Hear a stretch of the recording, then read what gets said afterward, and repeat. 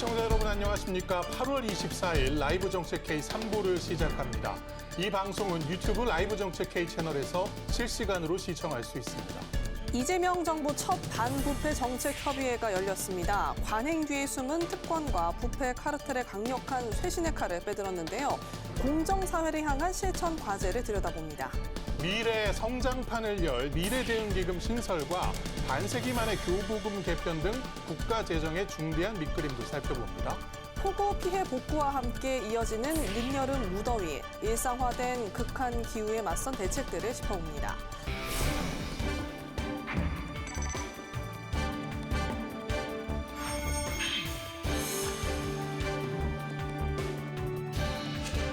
우리부터 원칙과 기준을 바로 세우고 책임 있는 자세를 확립해야 합니다.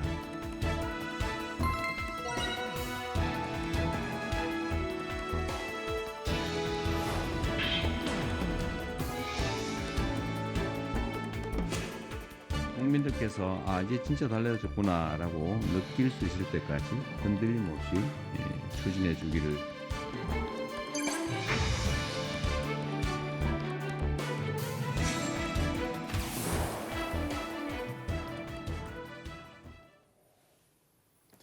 이재명 정부 첫 반부패 정책 협의회가 개최됐습니다. 공정사회를 향한 쇄신 전략, 정구승 변호사와 함께 살펴봅니다. 어서 오십시오. 맞습니다. 예. 이 반부패 정책 협의회 마지막으로 열렸던 시기가 아마 2021년, 그러니까 5년 전인 것 같습니다. 5년 만에 열리게 됐는데 어떤 의미가 있을까요? 과거 반부패 대응의 중심축 역할을 했던 검찰의 직접 수사 기능이 사실상 폐지 단계로 들어가 있기 때문에 이에 대해서 이제 권력형 비리나 대형 부패 사건에 신속하고 치밀하게 대응하기 어려웠다는 비판이 많았습니다. 이러한 상황에서 경찰과 공수처, 그리고 국세청, 공정거래위원회 등으로 여러 기관으로 수사 및 조사 그 권한이 분산돼 있으면서 발생할 수 있는 사각지대가 있지 않겠습니까? 이러한 사정기관 간의 정보 공유와 협력을 강화해야 될 필요성이 있기 때문에 부활한 게 아닌가 싶습니다. 이러한 맥락에서 반부패 정책 협의회 재개는 검찰 수사권 축소에 따른 국가적 부패 대응 역량의 공백을 범정부 차원에서 이제 사정기관 공조 시스템으로 보완하겠다는 강력한 의지의 표명으로 보여지는데요. 검찰 한 기관에 의존하던 방식에서 벗어나서 감사원, 법무부, 경찰, 국세청, 국민권익위원회 등 사정기관의 역량을 한 대로 모으고 그 협의회가 컨트롤 타워가 되겠다는 의도로 보여집니다.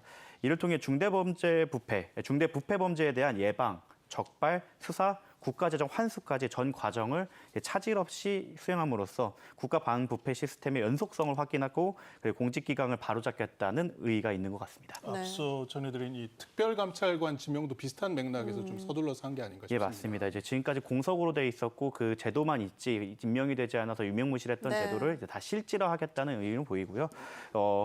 지금까지 이제 어떻게 보면 특수부라는 검찰 특수부라는 데 기능을 집중했다가 생겼던 문제를 그 쫓겨놔서 문제점을 줄이되 다만 컨트롤 타워를 만들어서 이제 공백은 없애겠다 이런 취지로 보여집니다. 네, 또 이재명 대통령이 대한민국 경제적 위상에 비해서 이제 청렴도 수준이 여전히 부끄러운 수준이다 이렇게 또 의견을 밝혔는데 실제 올해 초에 좀 발표된 이제 국제기구 평가에서도 우리 국가의 청렴도 순위가 다소 하락한 모습이 보였습니다. 어느 정도였나요? 2024년도 발표에서는 64점으로 역대 최고 점수를 받아 30위에 올랐었는데요.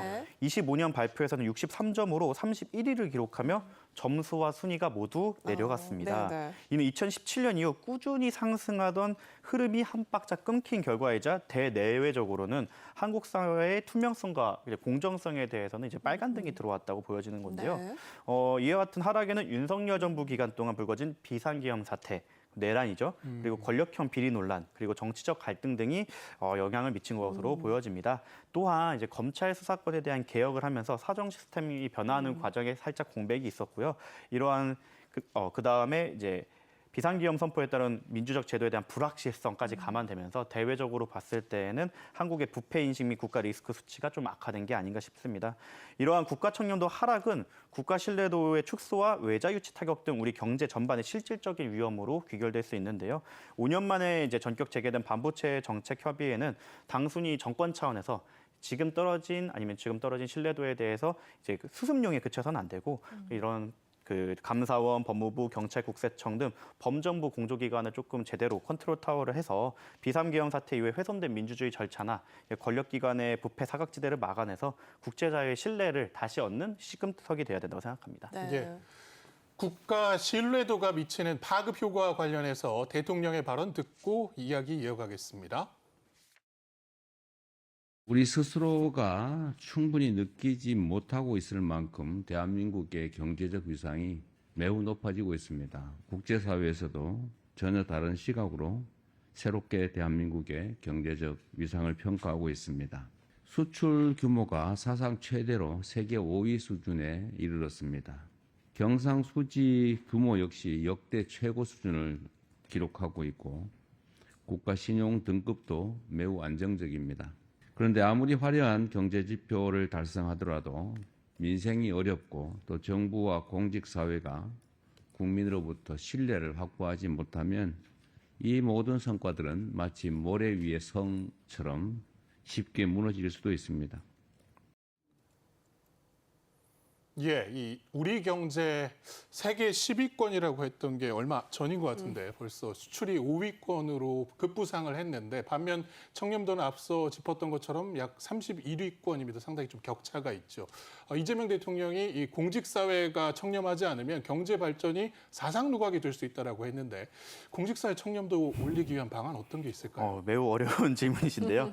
이제 공직사회 청렴도 올리기 위한 방안으로 대표적으로는 이권 유착을 막아야 되고 정관 예우라는 고질적 폐단을 과감히 뿌리 뽑아야 가능할 것 같습니다.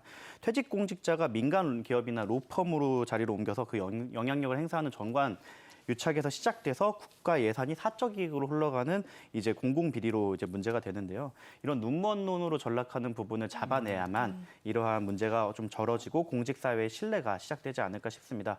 이를 구체적으로 해결하기 위해서는 역시 온전주의를 철저히 배격하고 사람을 믿기보다는 시스템적으로 걸러낼 수 있게 그 체크 앤 밸런스, 견제와 균형 속으로 모든 제도로 들어오게 해야 됩니다. 또 뿐만 아니라 이제 제19 감싸기식 관행이나 팔이 안으로 굽는 것을 막기 위해 시스템적으로도 막아야 되지만 원 스트라이크 아웃제나 걸리면 큰일 난다. 그러니까 그 부패한 짓을 했을 때 얻는 이익보다 걸렸을 때 문제가 더 커지게 그리고 형사처벌뿐만 아니라 이제 돈을 물어놔야 되는 경제적으로 이익이 되지 않는다는 것을 확실하게 보여줘야 됩니다. 다만 이러한 사정으로 이러한 공직사의 기강을 세우다가 복지부동 아니면은 이제 움직이지 않는다 철밥통으로 될 우려도 있기 때문에 적극 행정에 대해서는 이제 길을 열어주는 방식으로 부패와 적극 행정의 실패를 구분을 해서 적극 행정을 더 유인책을 마련해서 진급과 포상에서 강력한 대안을 주고 다만 이러한 부패가 있는 경우에는 원 스트라이크 아웃 그리고 거기에 대한 구조적 제도 개선 이런 것들이 있어야만 이제 변화와 신뢰를 이끌어낼 수 있지 않을까 생각합니다. 네, 이재명 대통령이 부패 청산에 대한 강한 의지를 거듭 밝혔는데요. 관련 내용도 듣고 오시겠습니다. 최근에 많이 문제되고 있는 토착 세력들의 이권 개입, 또 민간 부문에도 여전히 깊게 뿌리 내리고 남아있는 부패, 그리고 여전히 많이 좋아졌지만 잔존하고 있는 정치권의 부패, 이런 부분들도 잘 살펴보고 청산해 가야 되겠습니다. 부패 청산에는 여야, 네 편, 내 편이 있을 수가 없습니다. 명확한 원칙을 가지고 예외 없이 공정하게 그리고 엄정하게 정리해 나가는 게 필요하겠습니다. 네, 이재명 대통령이 토착 비리에 대한 언급을 했는데요. 3월부터 이 토착 비리 특별 단속을 했는데 규모가 좀 적발 규모가 상당했습니다. 이 지방 의원 그리고 지역 업체 그리고 공무원 등이 좀 얽힌 유착형 비리가 좀 많았는데요. 이런 지역 토착 카르텔 뿌리 뽑기 위해 좀 어떤 실질적인 대책이 필요할까요? 네, 첫 번째로는 한번 보여주기용 아니면 정권 초의 기강 잡기용으로 이루어질 게 아니라 지속적으로 이거에 대해서는 단속, 수사 아니면 제보를 받는 것이 중요합니다. 네. 그래야 한번 이득을 얻었다고 해서 벗어날 수 없다. 계속 본인이 퇴임할 때까지 아니 공소시효가 종료될 때까지 언제든지 수사가 들어올 수 있다는 리스크를 키워주는 방법이 좋을 것 같고요. 두 번째로는 결국 그러한 부패 행위를 하는 것은 허가나 이권에 관련된 부분이 많은데 그 결정 과정을 투명하게 공개해서 예를 들어 대통령께서 과거 성남시장 시절에 본인 사무실에다가 CCTV를 달아놨던 것처럼 그런 로 데이터를 공개하게 하면은 아무래도 이러한 이권 개입이나 부패가 좀 줄어들 것 같습니다. 네. 그리고 그런 것들이 발각이 되었을 때 적발이 되었을 때 관용 무관용 우선용 원칙을 적용해서 한 번에 날려버리는 게 중요할 것 같고요. 그런 아까 말씀드렸듯이 형사처벌로 그치는 경우에는 말단이 어떻게 보면 책임지고 들어가거나 아니면 바지 사장이 들어가는 경우가 많습니다. 이에 대해서는 돈을 벌기 위해 했던 만큼 돈을 뺏어야 되는 게 원칙이라고 생각합니다. 네. 그래서 거기에 맞는 추가적인 과징금 아니면 민사적인 대응을 통해서 경제적 이득을 확실하게 박탈을 해야 이런 것들이 일어날 수 있는 그 유인을 제거할 수 있지 않을까 싶습니다. 네. 또 마지막으로 아까 말씀드렸다시피 검찰 특수부의 기능이 해체된 만큼 지금 많은 수사 기능들이 좀 분산되어 있습니다. 경찰이 수사를 하거나 공수처가 수사를 하거나 이렇게 기소는 또 공수처가 하게 되는데요. 이런 것들을 이제 컨트롤 타워가 잘 잡아갖고 수사 역량의 로스 없이 바로 진행될 수 있도록 조금 더 섬세한 제도 개선이 필요하다고 생각합니다. 네. 예.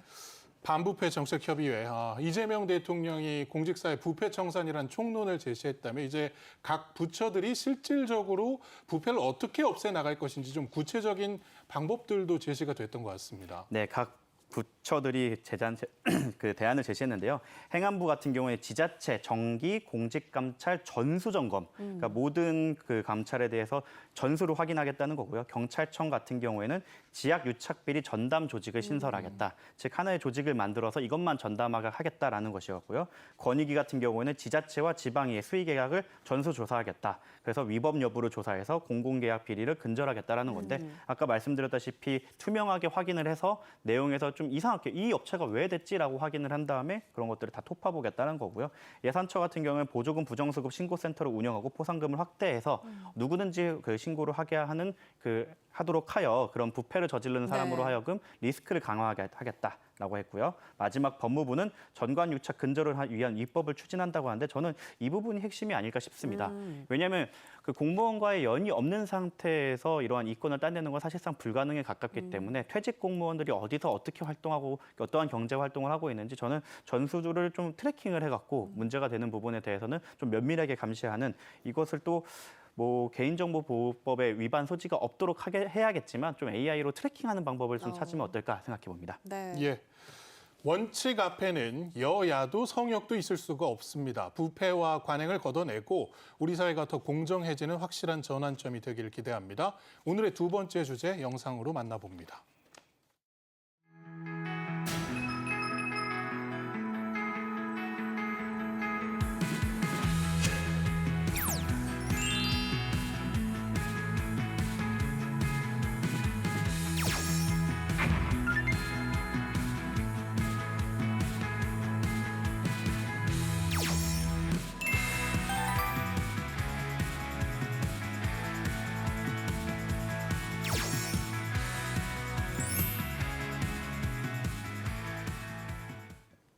네, 정부가 관계부처 합동으로 제1차 재정운용전략협의회를 열고 이제 미래대응기금 추진 방안에 대해 발표를 했습니다.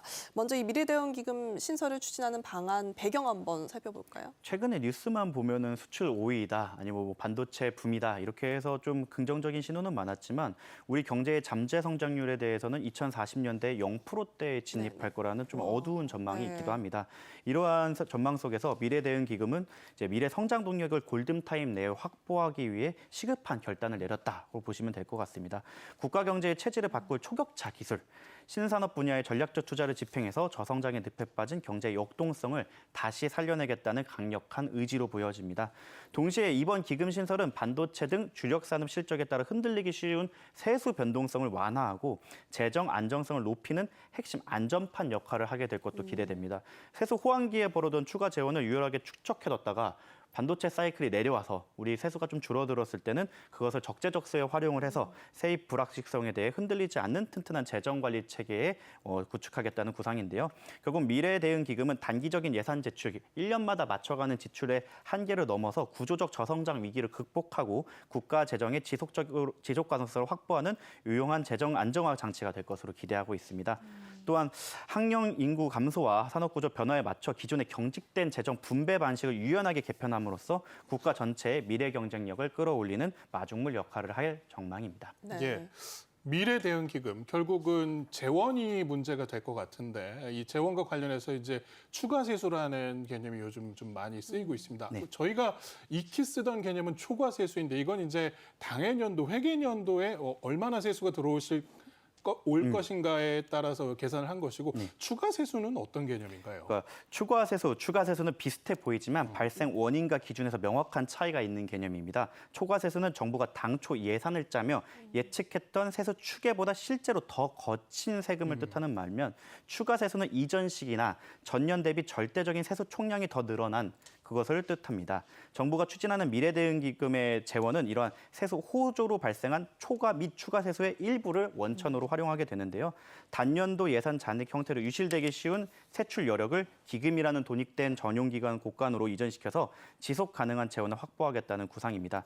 결국 단기적 수치 변동으로 발생한 세수 여력을 단순 소모성 지출에 그치지 않고 미래대응기금의 안전적 재원으로 정립하는 데 핵심 목적이 있고 이렇게 조성된 재원은 미래의 불황기에 재정 안전판 역할을 함과 동시에 초격차 첨단 산업과 인재 양성 등 국가적 미래 과제에 집중 투입될 예정입니다. 예, 조금 더 단순화를 시킨다면 결국은 초과 세수는 좀 단기적인 개념인 듯하고 이 추가 세수는 장기적으로 이 사업이 업황에 따라서 얼마나 더 세수가 거칠지에 대한 개념으로 좀 봐도 될 것 같습니다. 결국은 이 좀 많이 벌어들인 돈을 미래에 먹을거리를 위해서 재투자한다는 개념일 것 같은데 그렇다면 이 미래대응기금 구체적으로 어느 곳에 쓰이게 되는 건가요? 네, 이제 일단 정부가 제시한 중점 투자 분야와 원칙을 먼저 설명드리겠습니다.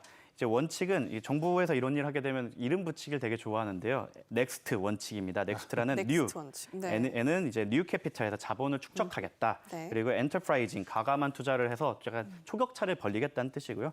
플렉시블, 탄력적인 집행을 통해서 예산 연도에 맞춰서 하기보다는 그러면 우리가 과거에 많이 보았듯이 이번 예산도에 돈 남았으니까 어떻게든 다 써야 돼 해서 그 보도 블록을 갈아엎거나 이러지 말고 돈이 벌었을 때는 조금 축적해놨다가 불안기에는 쓰겠다는 거고 타임리, 시급하게 필요한 데 있어서는 과감하게 기금이 독립적으로 운용을 하다가 투입하겠다는 네 가지 기준에 부합하는 사업에 집중 투자될 예정입니다. 네. 중점 투자 분야부를 좀 톱어보면요. 청년 같은 경우 청년, 미래성장 동력, 지방, 교육 이제 네 가지로 나눠지는데 청년 같은 경우에는 이제 첨단 분야 직업 훈련 또는 창업 지원, 청년 선호주택 공급 등 주거 사다리 구축, 그리고 결혼, 출산, 양육 비용 부담 단계별 완화 같은 그런 부분에 쓰여지고요.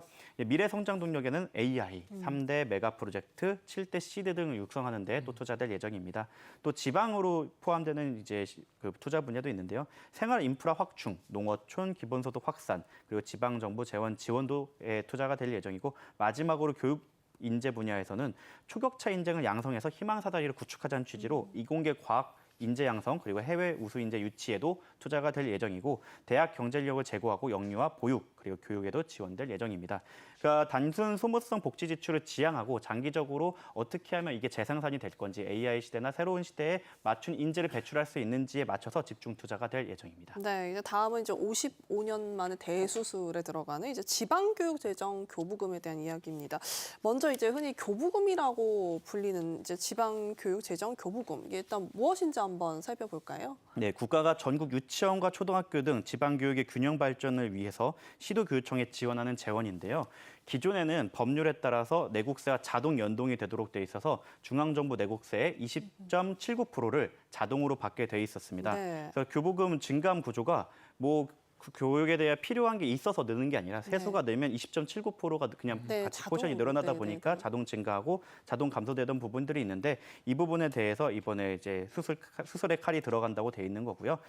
교부금 용도 같은 경우는 보통 교부금과 특별 교부금으로 나눠지는데 보통 교부금은 97%를 포함하고 있는 대부분의 교부금인데 이제 교직원 인건비나 학교 운영비, 시설 유지 보수 비용 이런 그것들을 이제 시도 교육청이 일반 교육 행정에 자율 배분하던 것이었고요. 네. 특별 교부금은 교부금 총액의 3%인데 국가적 교육 시책 산업이나 재난 안전 관련 긴급 시설 보수, 교육 우수 사례 지원 등으로 좀 융통성 있게 사용할 수 있던 재원이었습니다. 네. 이 부분에 대해서 이번에 한번 개편이 되었다는 뜻입니다. 네. 예.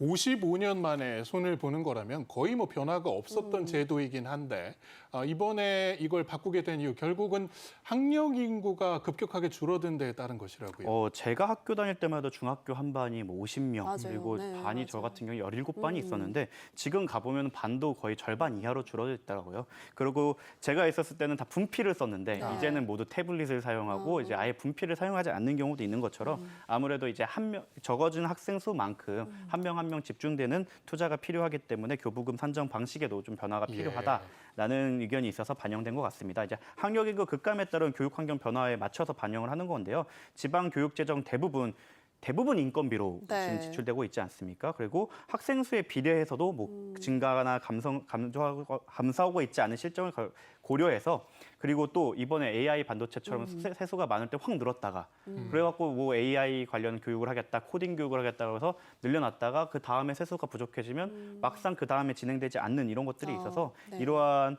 그 단기 과다 교부 사례나 이런 것들을 그 막기 위해 이번에 재검토가 된 것 같고요. 또 각 지역마다 좀 다르게 투자되는 부분이나 이런 것 때문에 교육 불균형이 조금 문제가 되었습니다.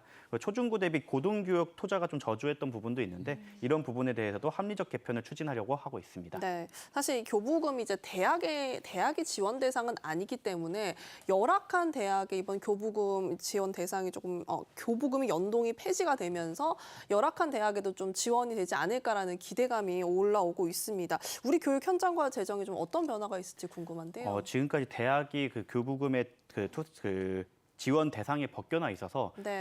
사립학교 같은 경우는 잘 되는 데는 너무 잘 되지만 좀 지원이 부실한 데 같은 경우에는 이게 대학이 맞나 싶을 정도의 그런 열악한 곳도 있었는데요. 이번엔 남은 차액을 재원을 영유아나 대학, 인재 양성에 지원을 함으로써 그렇게 좀 부족한 부분에 대해서 메꿔줄 수 있는 융통성을 발휘할 수 있지 않을까. 그리고 그 대학 재정 불균형 해소에도 좀 기대가 되지 않을까 싶습니다. 물론 이러한 재정을 대학에 무분별하게 투자해서 학령 인구가 줄어드는데 통폐합에 방해가 되지 않을까라는 그런 우려도 있기 때문에 여기에 대해서는 좀 합리적으로 통폐합할 대학은 통폐합하고 남아있는 대학에는 불균형을 해소하기 위해 그리고 영유아와 함께 지원을 해서 사각지대가 없도록 하는 방안으로 개선될 예정입니다. 네. 재정 개혁은 결국 이 미래 세대를 향한 투자입니다. 이번 대책이 대한민국 경제에 지속 가능한 성장판을 열어주길 기대하겠습니다. 오늘의 마지막 주제로 넘어가 보겠습니다. 영상으로 먼저 만나보시죠.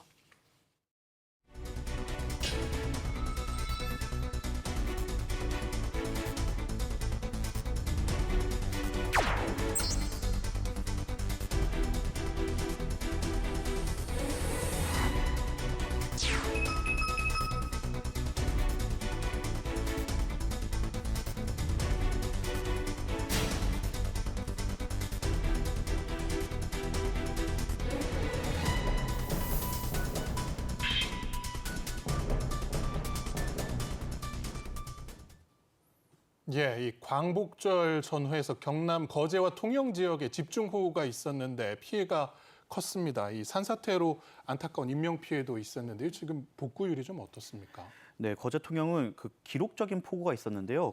경남 거제가 956mm, 통영이 766mm로 기록적인 폭우가 있었습니다.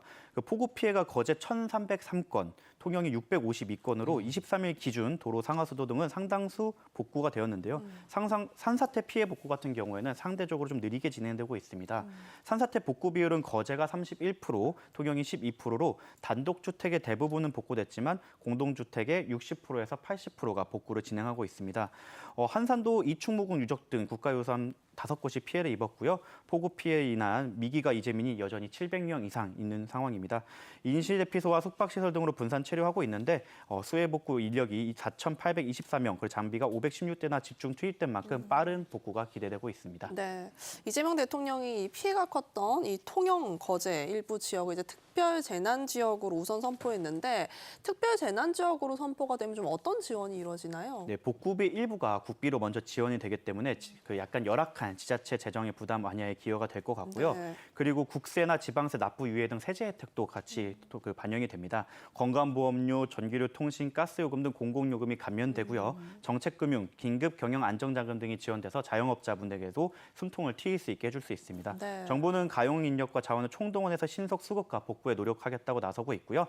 기타 피해 지역 정밀 조사를 거쳐서 특별 재난 지역 선포를 조금 더 확대하는 부분도 검토하고 있다고 합니다. 어제가 그 더위가 꺾인다는 처서였습니다. 그런데 처서 매직이 없었어요. 아직도 무더위가 계속되고 있고 일부 이제 해수욕장들 같은 경우에는 폐장을 한 상황인데 이런 곳에 들어가서 해수욕을 하다가 사고를 발생하는 일이 좀 많다고요. 네, 뉴노멀이 사회 문화뿐만 아니라 이제 기후에도 영향을 미치는 것 같습니다. 동해안 등 해수욕장 폐장에도 늑장 폐석액이 지속되고 있는데 이해는 갑니다. 여전히 30도 이상의 온도가 있기 때문에 가는 건 오해가 되는데 폐장이 이루어진 다음에는 안전 요원이 철수했거나 구조 장비가 부족해지기 때문에 대응에 한계가 있는 점도 사실입니다. 실제로 해수욕장 폐장 이후 스노클링 중 익사 사고가 있기도 하였고 튜브 이용 물놀이 객이 표류라는 경우도 있었고 그 갯바위 낚시객이 추락하는 경우도 있었는데요. 폐장 후에는 안전 요원이나 그 물건들이 조금 더 배치가 덜 되기 때문에 스스로가 조금 안전에 더 유의해야 된다고 생각합니다. 네, 폐장 후에도 아무래도 덥다 보니까 많이 몰려서 안전사고가 좀 잇따르고 있는데 당국도 이런 안전관리 대책 대폭 강화하고 있습니다. 네, 어떤 대책들이 추진되고 있나요? 네, 기상청 같은 경우에는 8월 하순, 9월 초 평년을 상회하는 고온을 전망하고 있는데요. 이에 맞춰서 소방청은 119 시민 수상구조대를 9월 13일까지 연장하기로 했습니다. 119 수상구조대는 주요 물놀이 장소에 배치해서 익수자를 구조하고 응급처치를 하며 위험 요인을 제거하고 안전수찬 등 사고 예방 및 현장 대응을 하게 되는데요. 해수욕장, 강, 계곡, 275개소 총 6,245명의 인력을 배치해서 구명조끼 착용을 권장하고 위험구역 출입금지 등 안전수칙을 홍보하기도 합니다. 해경은 또 폐장 해수욕장 연안 안전관리를 강화하기로 했는데요. 해변, 방파제, 객바위 등 사고 취약 지역을 순차를 확대하고 야간 입수나 음주 물놀이, 그다음에 구명조끼 미착용 등에 대해서 직준 단속해서 사고를 좀 예방할 예정입니다. 예. 네.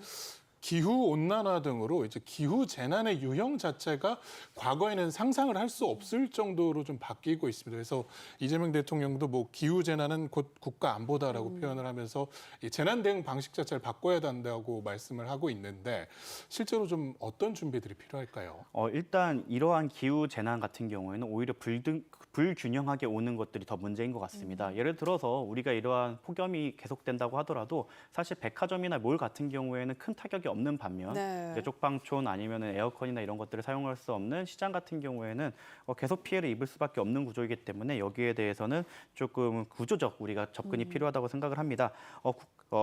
정부 같은 경우는 방제 인프라 설계 기준을 개편을 추진하고 있는데요. 극한 기후 기준으로 하수관로, 배수펌프, 제방 설계를 상향하고 이제 주민 대피, 통제 등 선제적 재난 대응 매뉴얼을 전환하기로 하였습니다. 소해 복구 중 온열 질환 예방을 위해 재난 속 2차 재난을 방지한 뿐만 아니라 복합 재난 대비를 상시화하고 폭염, 수해에 공등 대응하기로 했으며 고령층이나 근로자 등 재난 취약계층 중심 안전망을 강화하는 것도 이제 중점적으로 하고 있으며 올 가을 태풍이나 국지성 호우 대비에도 필요성을 인식하고 현재 피해 복구 완료 전 취약지에 대해서 2차 피해 방지에 이제 만전을 기하도록 했습니다. 이뿐만 아니라 이제 아까 말씀드렸다시피 폭염이나 이런 부분들이 불균형하게 다가오는 만큼 네. 이러한 사각지대에도 정부의 온정이 계속 이어지기를 기대해 보겠습니다. 네, 이상 기후가 계속되면서 이제 예기치 못한 그런 재난들이 많아지고 있습니다. 이번 재난 피해 빠른 복구가 필요해 보입니다. 예, 그리고 오늘도 이 폭염 속에서 수해 복구 작업이 계속되고 있는데요. 신속한 복구로 피해 주민들이 하루빨리 온전한 일상을 되찾길 바랍니다. 네, 9월까지 이어지는 이 늦더위와 가을 태풍에도 이 추가 피해가 없도록 철저하고 빈틈없는 대비가 필요하겠습니다. 지금까지 정구승 변호사였습니다. 오늘 말씀 고맙습니다.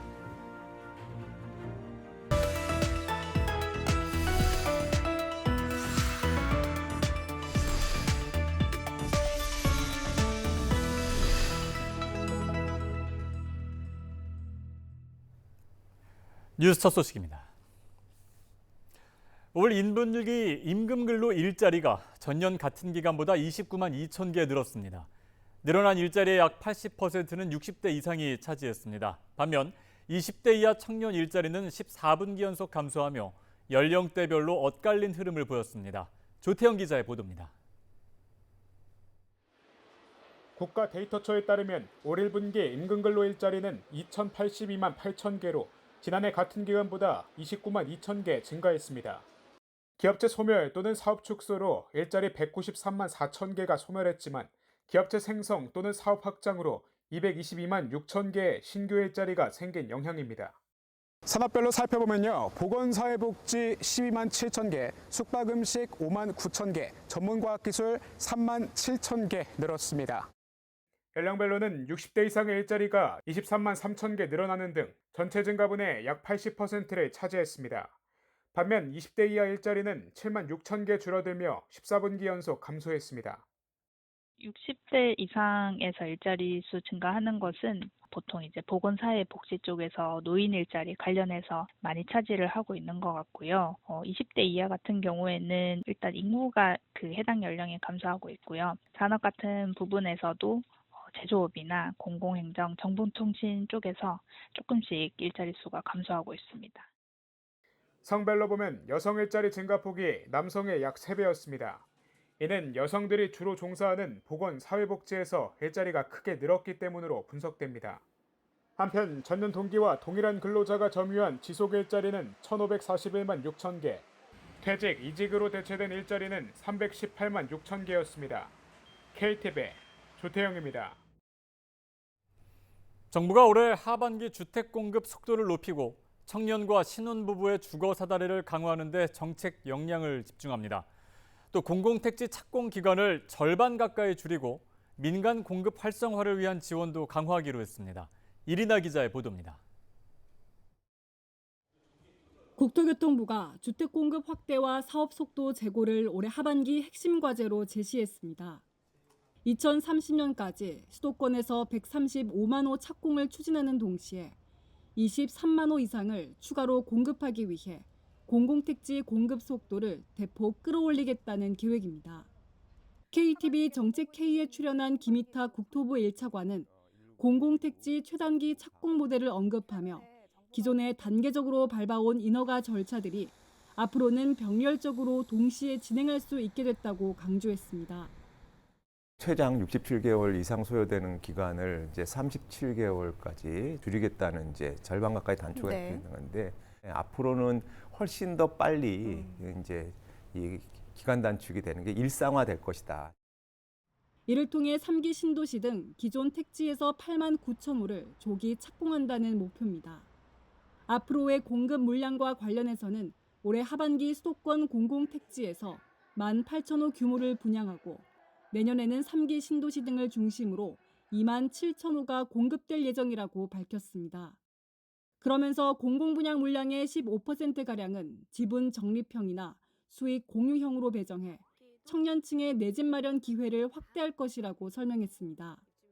이는 2030년까지 약 2만 5천 호에 달하는데 올해 4분기부터 시범 공급에 들어갑니다.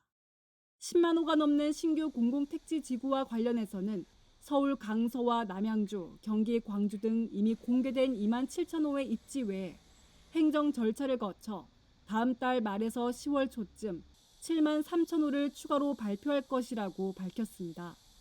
또 민간 공급을 끌어내기 위한 금융 세제 지원도 강화할 것이라고 강조했습니다. 주택사업 전용 앵커 리츠를 도입해 자금 조달을 지원하고 정비사업의 경우 재개발 조합 설립 동의율 완화에 더해 공사비 관련 분쟁에 대한 중재도 뒷받침할 방침입니다. 다세대 다가구 같은 경우에 이제 660이거든요. 연면적 제한이 그걸 1,000제곱 이상으로 제한을 풀었습니다. 실제 아파트 수준의 주택 공급도 주거 품질을 제공할 수 있는.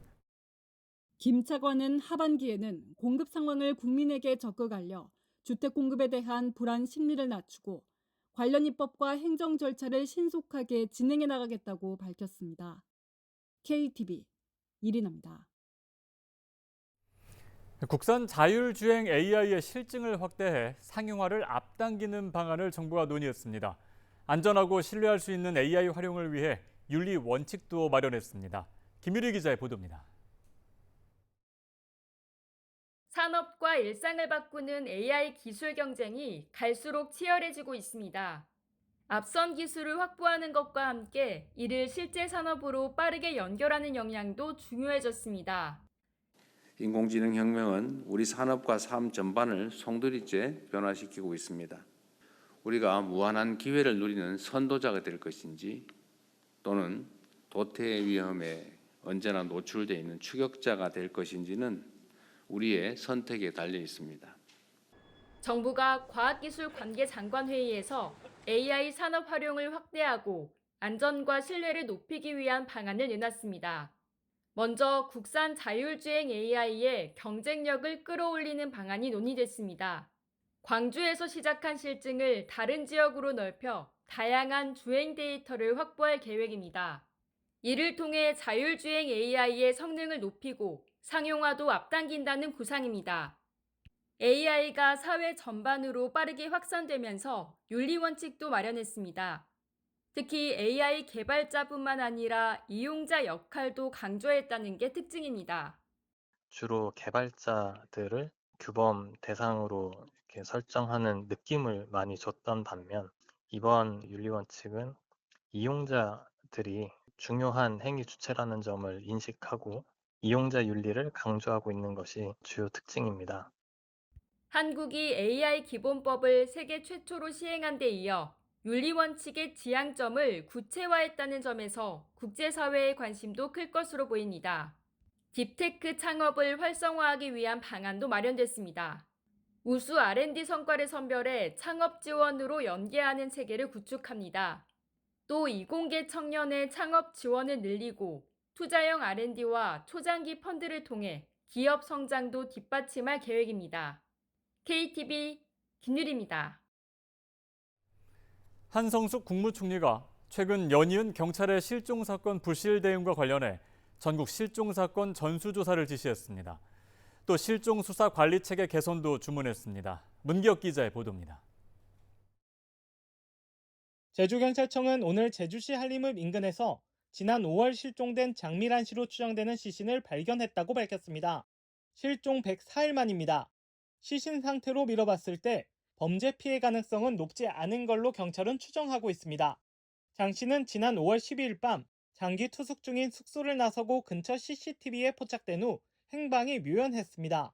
장 씨 남자친구는 사흘 후인 15일 실종 신고를 했습니다. 그런데 실종 신고를 받은 A 경관이 무사하다며 장 씨가 자신의 위치를 알려주지 말라고 했다고 거짓말을 했습니다.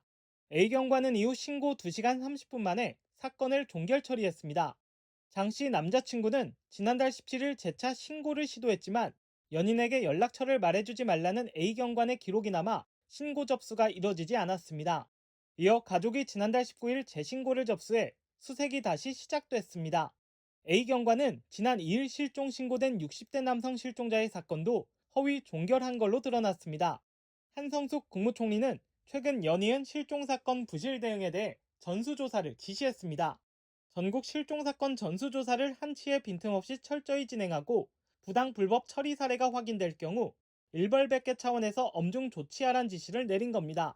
전수조사를 통해 현장의 제도적 미비점을 면밀히 파악하고 사건 처리와 종결 담당자를 분리하는 등 시스템 개선에 속도를 내 실종 수사 관리 체계를 확실히 바로잡을 것을 주문했습니다. 한 총리는 이번 사태를 경찰이 뼈를 깎는 자성과 쇄신의 계기로 삼아 수사의 완결성과 공정성을 확보해 국민 신뢰를 조속히 회복할 것을 당부했습니다. 한편 경찰은 A 경관을 긴급 체포하고 자세한 동기를 조사하고 있습니다. KTV 문기혁입니다. 방위사업청이 국내 기업과 연구기관, 정부기관 등이 나토 표준을 요청하고 제공받을 수 있는 절차와 보안관리 기준을 규정한 나토 표준 제공 관리 지침을 제정했다고 밝혔습니다. 나토 표준은 국내 기업 등이 나토 회원국과 무기체계 상호 운용성을 확보하고 인증 시험 등을 수행하는 데 필요한 기준으로 나토 회원국 대상 수출과 국제 공동 연구개발 사업 참여에 중요한 요소입니다. 방사청은 이번 지침 제정으로 국내 기업이 나토 표준을 보다 신속하고 체계적으로 제공받을 수 있는 기반을 마련했다며 나토 방산시장 진출 확대에도 기여할 것으로 기대했습니다. 해외 직구가 늘어나면서 개인 통관 고유부호 도용 사례도 함께 급증했습니다. 안전한 해외 직구 환경을 만들기 위해 정부가 전자상거래 전용 통관 플랫폼을 만들었습니다. 윤현석 기자의 보도입니다. 해외 직구가 일상적인 소비 방식으로 자리 잡으면서 해외 직구에 간편한 통관 절차를 적용해온 세관당국. 다른 사람의 명의를 도용해 물품을 반입하거나 마약, 총기류를 불법 반입하는 등 이를 악용하는 사례가 급증했습니다. 개인 통관 고유부호 유출 사고도 늘어나면서 국민 불안도 커졌습니다. 이에 관세청이 전자상거래 전용 통관 플랫폼을 구축했습니다. 전용 플랫폼의 핵심은 안전과 편의입니다. 전용 플랫폼에서는 해외 직구를 할 때 거래건별로 개인 통관 고유부호와 함께 일회용 인증번호를 입력해야 합니다. 다만 모든 국민에게 당장 적용되는 것은 아닙니다. 8월 28일 이후 개인 통관 고유부호를 새로 발급받거나 발급 정보 변경을 하는 경우에는 적용되고 기존 발급자는 내년 본인의 생일이 있는 달에 개인 통관 고유보를 갱신하는 시점부터 적용됩니다. 관세청이 인정한 본인 확인 체계를 갖춘 쇼핑몰을 이용할 경우엔 입력 절차가 생략돼 구매가 더 간편해집니다. 전용 플랫폼에서는 원스톱 전자상거래 통관 포털 서비스도 제공됩니다. 이용자는 서비스를 통해 개인 통관 고유부호 발급과 갱신, 해지 등을 할 수 있습니다. 관세 조회와 납부, 환급을 비롯해 통관 현황과 이력 조회, 일회용 인증번호 조회도 한 곳에서 처리할 수 있게 됩니다. 해외 직구에 대한 관리도 강화합니다. 쿠팡과 알리익스프레스, 테무, 아마존 등 국내외 전자상거래 업체를 등록, 관리합니다. 전자상거래 특성에 맞춘 전용 수입 신고서와 통관 목록도 마련, 사전 거래 정보와 실제 신고 내용을 비교, 검증합니다. 관세청은 이번 전자상거래 전용 통관 플랫폼을 오는 28일부터 시범 운영합니다. 이후 서비스 안정화 과정을 거친 뒤 올해 안에 정식 개통할 예정입니다. KTV 윤여석입니다. 다음 달 대학 수시 모집 원서 접수를 앞두고 국가 장학금과 학자금 대출 지원이 제한되는 대학 20곳이 발표됐습니다. 대학마다 제한 범위가 다른 만큼 수험생들은 지원 전 학자금 지원 여부를 꼼꼼히 확인해야 합니다. 강재희 기자의 보도입니다. 교육부가 2027학년도 학자금 지원 제한 대학을 발표했습니다. 내년부터 국가장학금과 학자금 대출 지원이 제한되는 대학은 모두 20곳입니다. 이 가운데 16곳은 국가장학금은 물론 취업 후 상환과 일반 상환 방식의 학자금 대출도 이용할 수 없습니다. 금강대학교와 대구예술대학교, 제주국제대학교 등 일반대 8곳과 나주대학교와 부산예술대학교, 서영대학교 등 전문대 8곳입니다. 이 가운데 서영대학교와 여주대학교는 내년도 전부 제한대학으로 새롭게 지정됐습니다. 광양보건대학교는 오는 31일 폐교할 예정입니다. 상지대학교와 추계예술대학교, 국제대학교와 대덕대학교 등 4곳은 일부 제한대학에 포함됐습니다. 이들 대학에선 국가장학금과 취업 후 상환 학자금 대출을 받을 수 없고 일반 상환 학자금 대출만 이용할 수 있습니다. 지난해엔 일부 제한대학이 한 곳도 없었습니다. 학자금 지원 제한은 대학의 교육 여건과 재정 상태를 평가한 결과입니다. 기관평가 인증을 받지 못한 대학은 국가장학금과 학자금 대출이 모두 제한되고 인증을 받았더라도 재정 상태가 부실한 경영위기 대학은 일부 지원이 제한됩니다.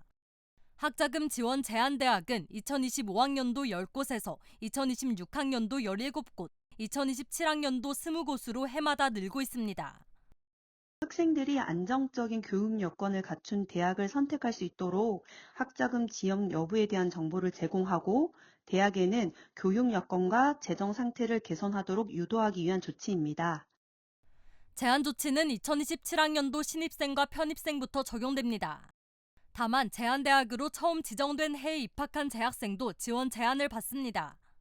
이후 제한 범위가 바뀌었다면 학생에게 더 유리한 기준이 적용됩니다. 수험생은 교육부와 한국장학재단 누리집에서 대상 대학과 제한 범위를 확인할 수 있습니다. KTV 강재입니다.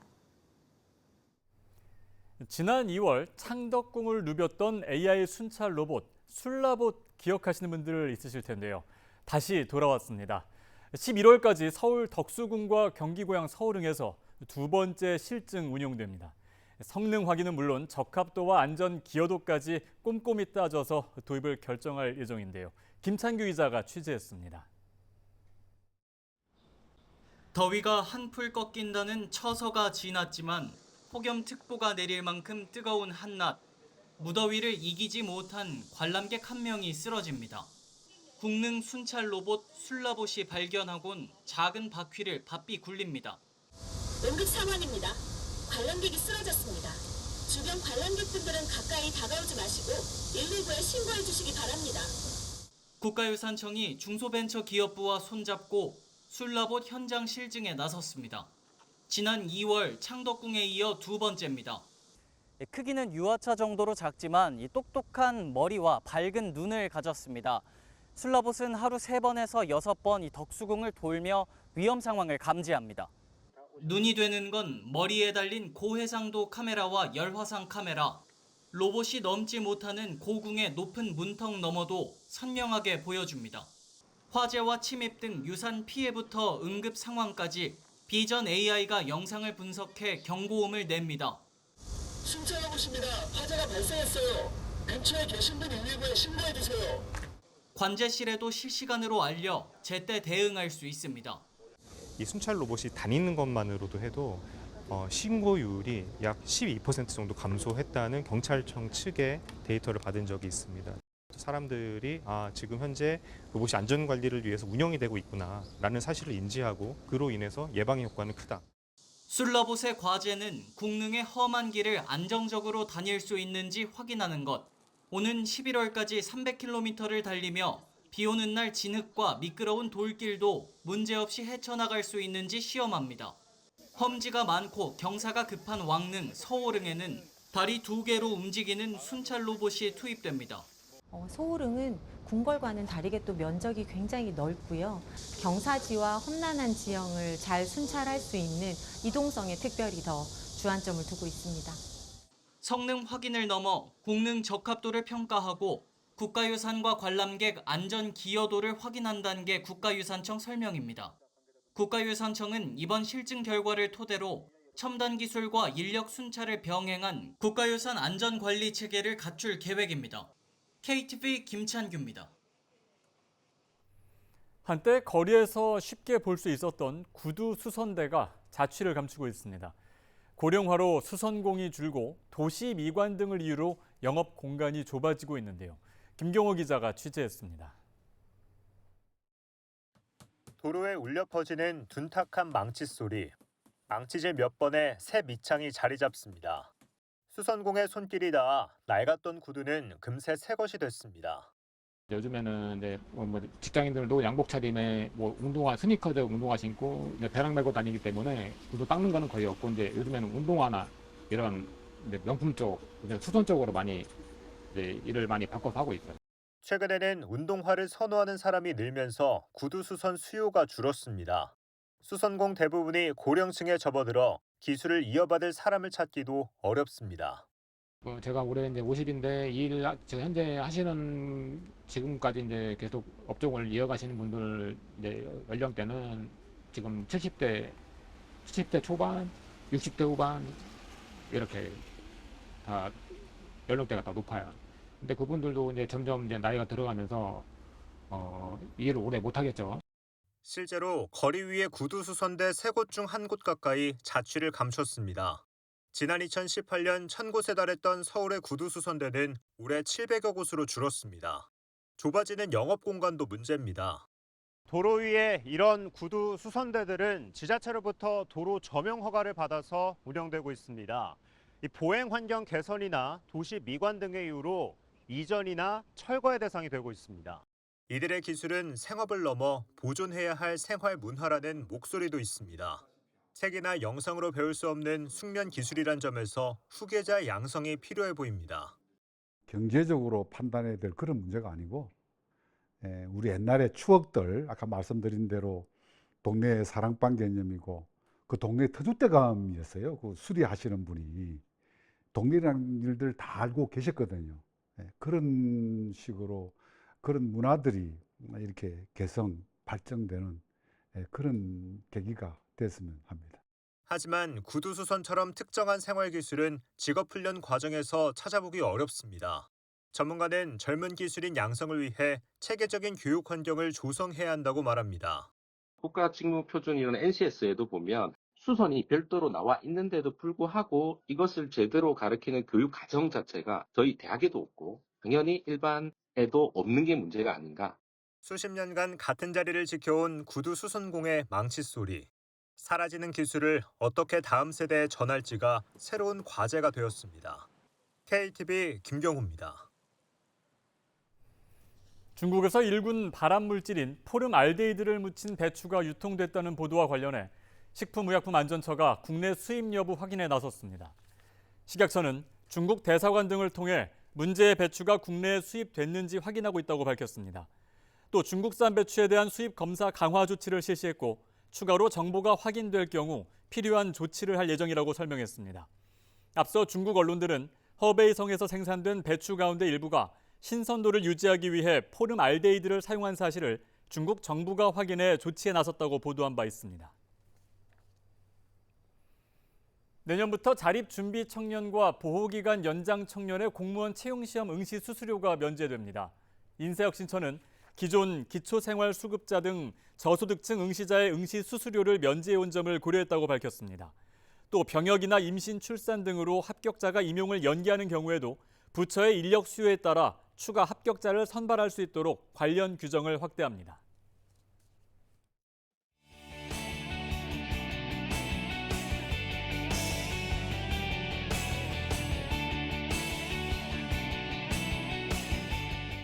웨스트비 친한국 첫 번째 소식입니다.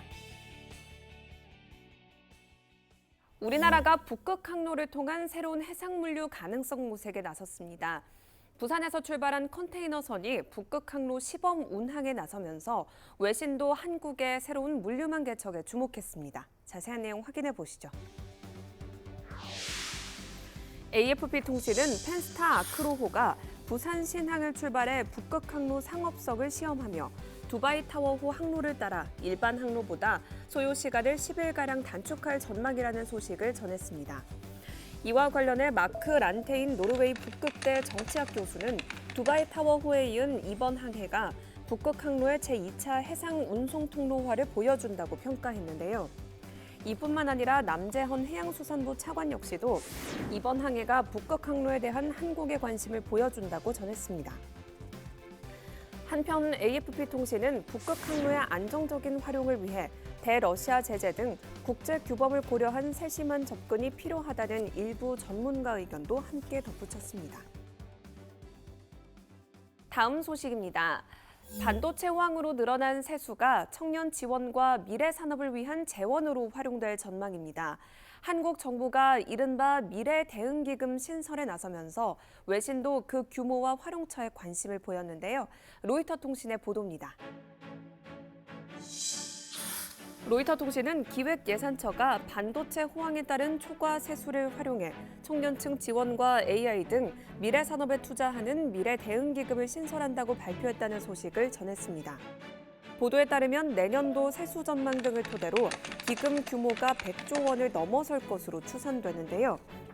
기금은 청년층의 취업, 주거 마련, 결혼, 출산, 양육 지원과 함께 AI를 비롯한 전략기술 분야에 집중 투입될 예정입니다.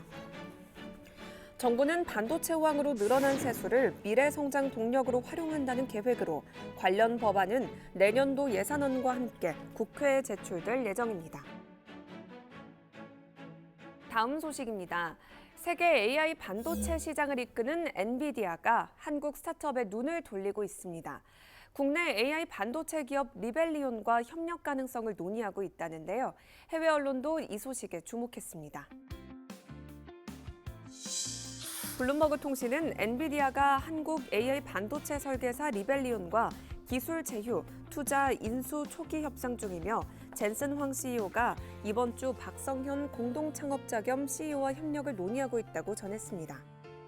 보도에 따르면 리벨리온은 AI 추론 NPU 개발사로 SK 하이닉스, 삼성 벤처투자, ARM에서 8억 5천만 달러를 조달했고 기업 가치는 23억 달러이며 한국 정부 투자도 유치했는데요.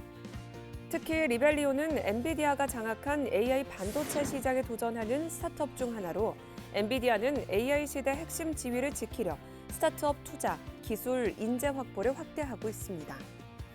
다만 양사 논의는 아직 초기 단계로 인수가 결정되더라도 반도체를 전략 자산으로 보는 한국 정부 규제와 엔비디아 지배력에 따른 미국 반독점 심사가 변수가 될 전망입니다. 마지막 소식입니다. 한국의 깨끗한 대중교통이 해외 소셜미디어에서 화제를 모으고 있습니다. 한국을 찾은 한 인도 여성이 우리나라 공공시설의 청결 상태와 이를 지키는 시민의식에 감탄했는데요. 이 여성이 영상을 제작해 올리면서 해외 누리꾼들 사이에서도 호평이 계속되고 있습니다. 인도 현지 언론의 보도로 만나보시죠. 힌두스탄 타임스는 한국을 방문한 인도 여성이 버스를 이용한 뒤 깨끗하게 관리되는 대중교통과 한국인들의 높은 시민의식을 소개한 영상이 소셜미디어에서 화제를 모으고 있다는 소식을 보도했습니다. 인도 여성 히마니는 버스 좌석과 컵홀더, 에어컨 커튼 등이 훼손되지 않았다며 시민들이 공공시설을 함부로 사용하지 않아 깨끗한 상태가 유지된다고 평가했는데요. 특히 한국에서는 대중교통, 공공장소를 깨끗하게 사용하고 쓰레기도 함부로 버리지 않는다며 깔끔한 시설 유지 비결이 시민들의 관리 덕분이라고 강조했습니다. 이와 관련해 소셜미디어 사용자들은 시민의식이 차이를 만든다, 깨끗한 대중교통은 책임감 있는 시민을 나타낸다며 한국의 공공시설을 아끼는 문화를 긍정적으로 평가했습니다. 지금까지 외신에 비친 한국 전해드렸습니다. 네, 올해는 백범 김구 선생 탄생 150주년이 되는 해입니다. 백범의 뜻을 기리는 예적금 상품과 기념 굿즈가 벌써부터 인기를 얻고 있는데요. 기념 우표도 곧 출시될 예정이라고 합니다. 다양한 문화 행사도 이어집니다. 국가보훈부가 내일부터 다음 달 27일까지 국립대한민국 임시정부 기념관에서 미디어 특별전을 엽니다. 잠시 시간을 내서 백범이 꿈꿨던 문화의 힘을 직접 느껴보시는 것도 좋겠습니다. 오늘 저희가 준비한 소식은 여기까지입니다. 시청해주신 여러분 고맙습니다.